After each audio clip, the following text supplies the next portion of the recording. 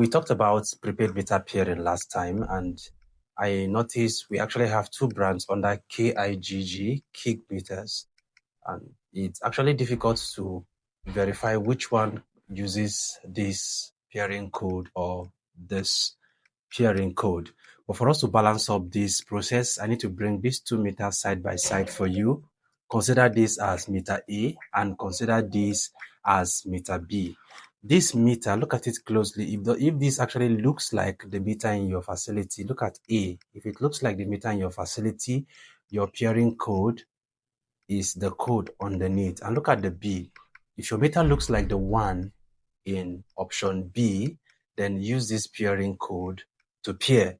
So the other thing you do is once you enter the provided peering code, if it gives you succeed, you are done. Just go ahead and impute your meter number and send it, and you have UIU good. That shows you that your peering matter is sorted. But if your meter is not like this one's, you actually have to ask us question in the comment section.